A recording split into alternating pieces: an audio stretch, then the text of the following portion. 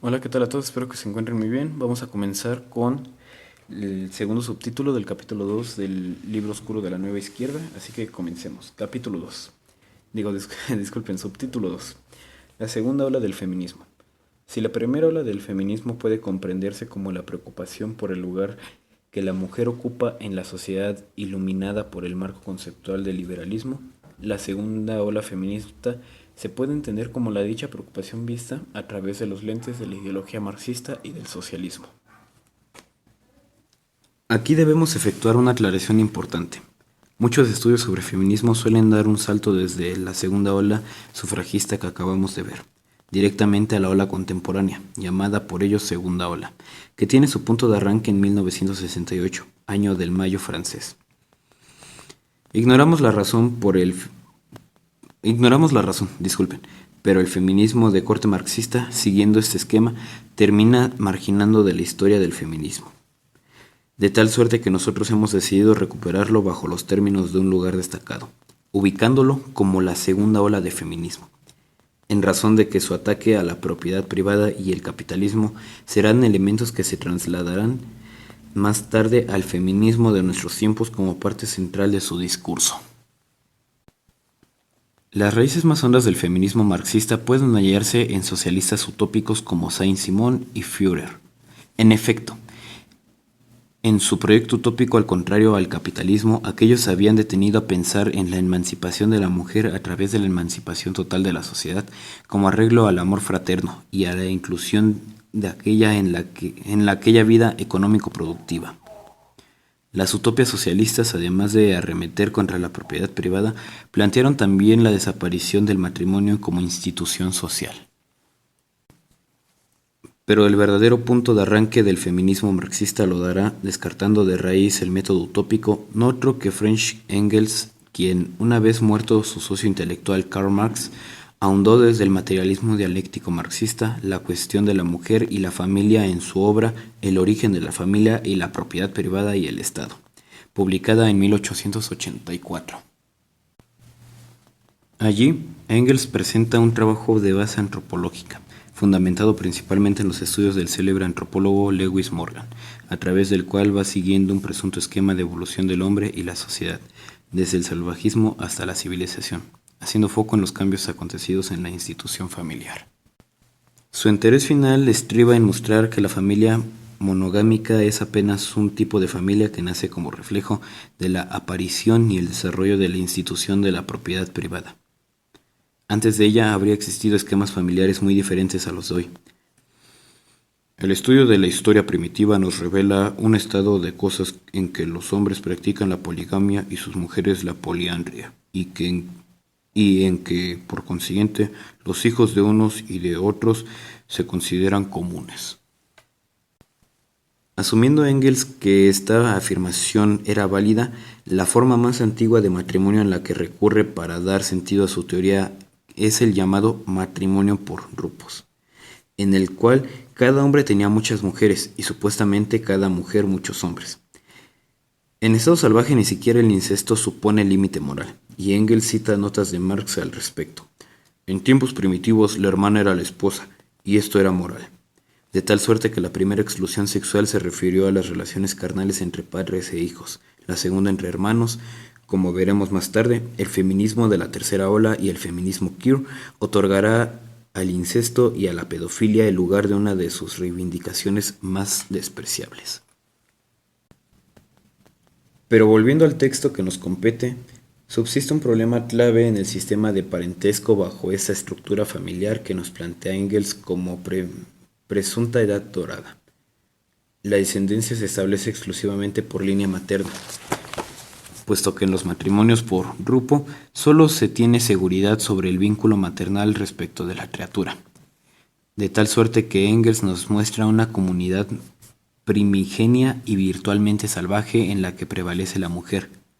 La economía comunista, la economía doméstica comunista significa predominio de la mujer en la casa, lo mismo que el reconocimiento exclusivo de la madre propia. En la imposibilidad de conocer con certidumbre al verdadero padre significa una profunda estimación de las mujeres. Habitualmente, las mujeres gobernaban en la casa.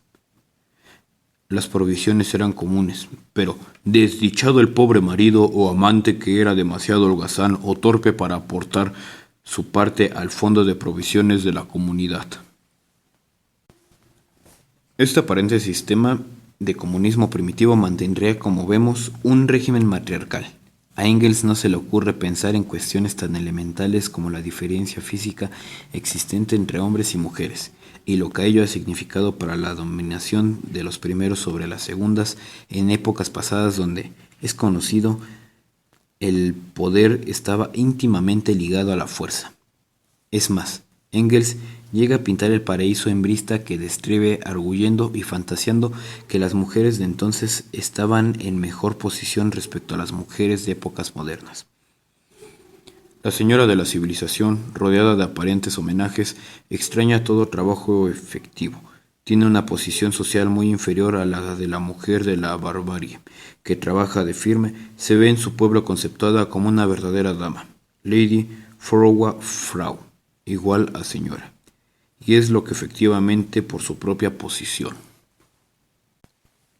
Como buen materialista dialéctico, Engels encontrará que el desarrollo de las formas de la institución familiar constituye un reflejo del desarrollo de las condiciones económicas.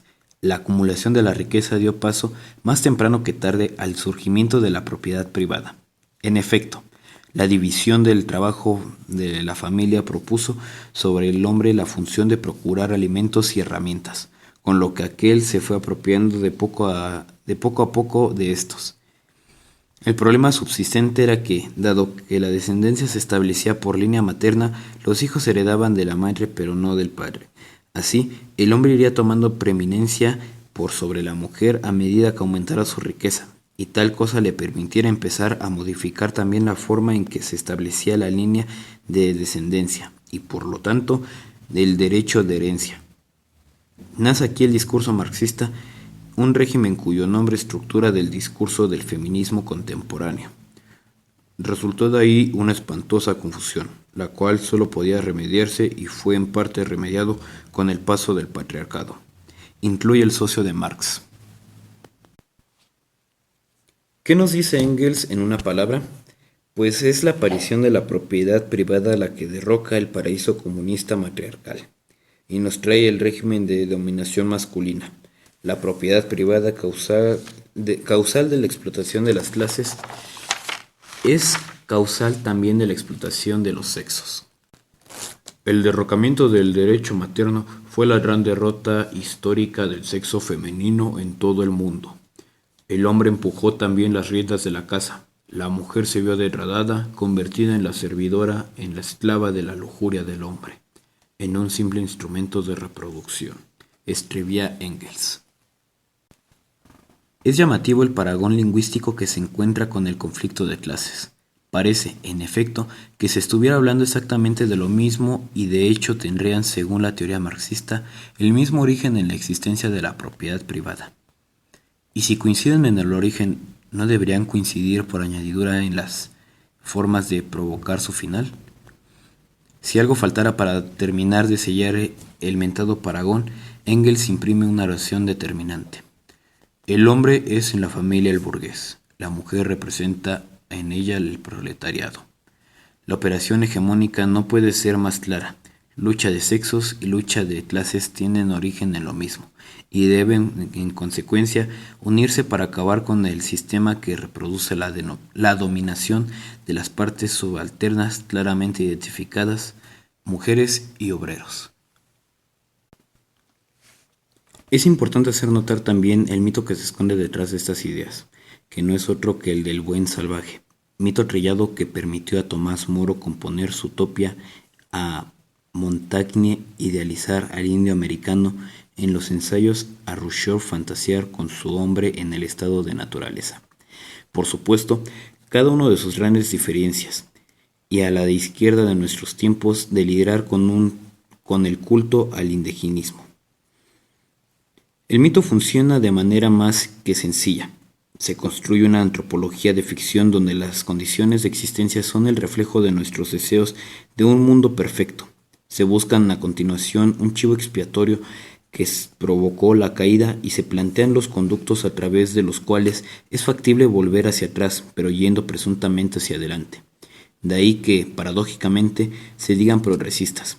Esos conductos no suelen ser otros que las revoluciones sangrientas, como se hace explícito en el planteo de Montaigne o del propio Engels, cuyo sufrimiento es subsanado por la construcción, o mejor dicho, la devolución, del paraíso a la tierra. De manera que nos encontramos frente a un mito mesiánico, frente a una secularización del movimiento milenarista bajo que se colocan algunos cristianos de los viejos tiempos, cuya convicción indica que Cristo traerá su reino a la tierra durante 1000 años. Así, mediante una transformación repentina, la tierra se hace paraíso, se regresa al estado previo a la caída. En el caso de los milenaristas, por obra y gracia de Dios; en el caso de los izquierdistas, por obra y gracia de la abolición de la propiedad privada. Es dable notar, pues, el carácter de religión política que entraña el marxismo. ¿Cuáles son entonces las consecuencias estratégicas y prácticas que se derivan de este feminismo marxista en comparación con el feminismo liberal repasado más arriba? Pues que el feminismo liberal entendía que era posible resolver los problemas que él mismo planteaba introduciendo reformas electorales y educativas. Fue, de hecho, lo que John Stuart Mill intentó personalmente desde su banca. Pero el marxista solo puede resolver la cuestión con arreglo a una revolución violenta que acabe con la propiedad privada y con la familia como institución social, pues aquí se halla el germen del mal. La liberación de la mujer exige como condición primera la reincorporación de todo el sexo femenino a la industria social, lo que a su vez requiere que suprima la familia individual como unidad económica de la sociedad, concluye Engels. Eso es lo que se intentará precisamente en la Unión Soviética tras el triunfo revolucionario del bolcheviquismo, como luego veremos con más profundidad. León Trotsky, padre del Ejército Rojo, ya declara en escrito sobre la cuestión femenina, en clara sintonía con Engels, que cambiar de raíz la situación de la mujer no será posible hasta que no cambien todas las condiciones de la vida social y doméstica. ¿Y qué significa cambiar de raíz? Pues un eufemismo para decir de otra forma lo que Marx anotó claramente en su tesis sobre Feuerbach, tesis 4, si el origen de la familia celestial no es más que la prefiguración de la misma familia terrena humana, es a esta a la que hay que destruir. Lo cierto es que la estrategia consiste en hegemonizar las demandas femeninas por parte de los movimientos del proletariado, establecida por el propio Engels, se puso en práctica incluso antes de la Revolución. En Mis recuerdos de Lenin, la marxista alemana Clara Zetkin cuenta que el camarada Lenin habló conmigo repetidas veces acerca de la cuestión femenina. Efectivamente, atribuía al movimiento femenino con gran importancia, como parte esencial del movimiento de masas del que en determinadas condiciones puede ser una parte decisiva. El panfleto a las obreras de Kiev, lanzado 2 años antes de la Revolución de Octubre por los bolcheviques, vincula el problema de la mujer con el problema obrero.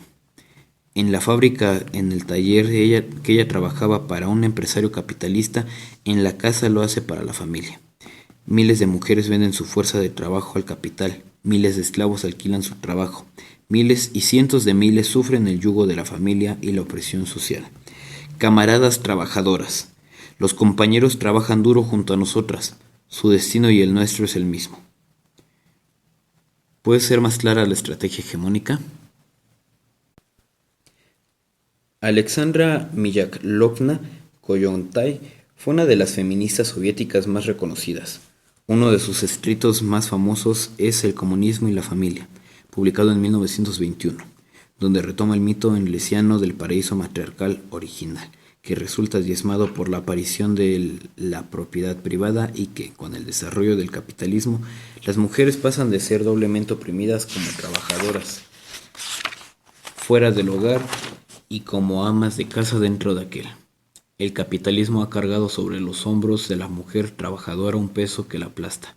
La ha convertido en obrera sin aliviarla de sus ciudadanos de ama de de sus cuidados de ama de casa y de madre. Kollontai entiende que el deber del comunismo no consiste en devolver a la mujer a su hogar, sino en despojarla de las obligaciones domésticas. En este orden de ideas, la feminista soviética predice: en la sociedad comunista del mañana, esos trabajos domésticos serán realizados por una categoría especial de mujer trabajadora dedicada únicamente a estas ocupaciones. Un sistema de planificación central es, por supuesto, la forma de implementar este esquema. Esto es, una sociedad en la cual no el orden espontáneo que se genera en el mercado, sino el orden deliberado de una autoridad totalizadora imponga. Regirá las vidas de las personas hasta que sus más minúsculos detalles.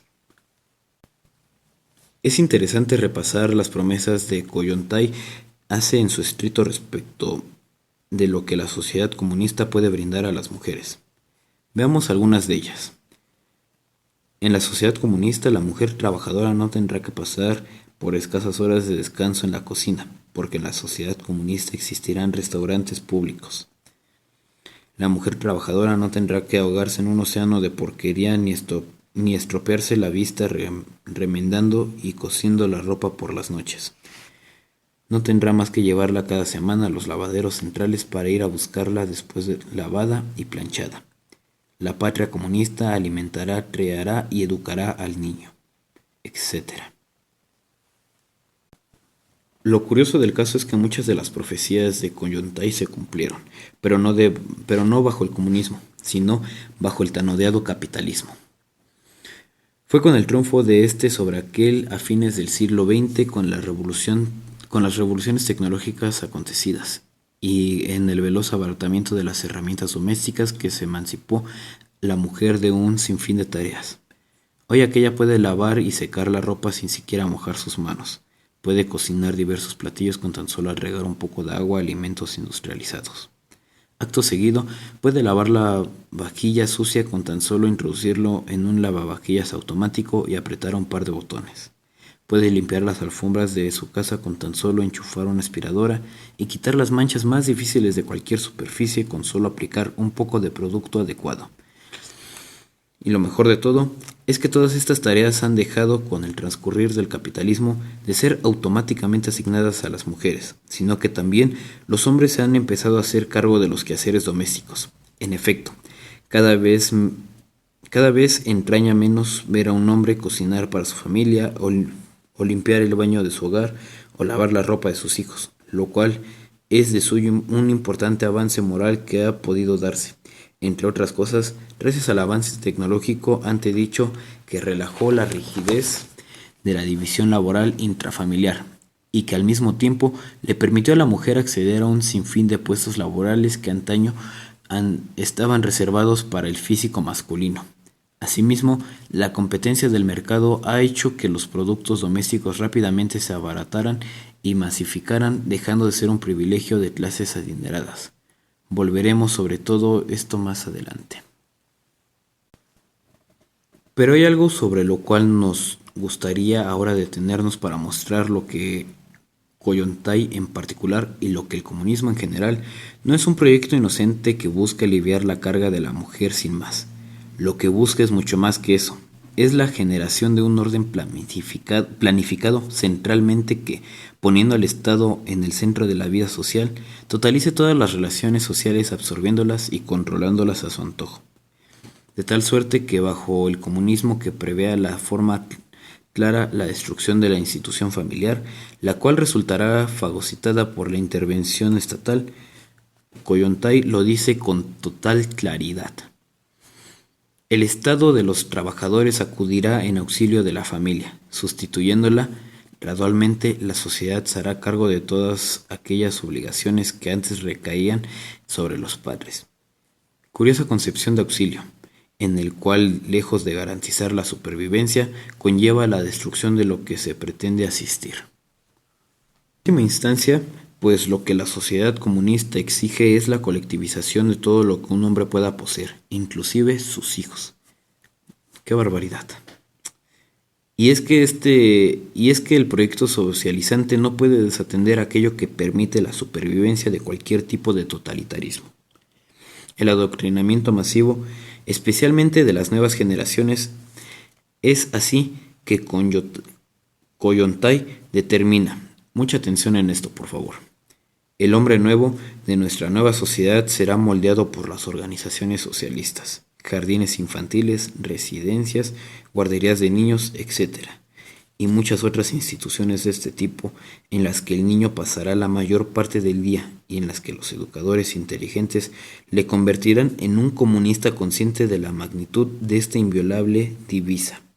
Solidaridad, camaradería, ayuda mutua y devoción a la vida colectiva. En mi opinión, esclavos, ¿no? O más que esclavos, robots. Bueno, sigamos.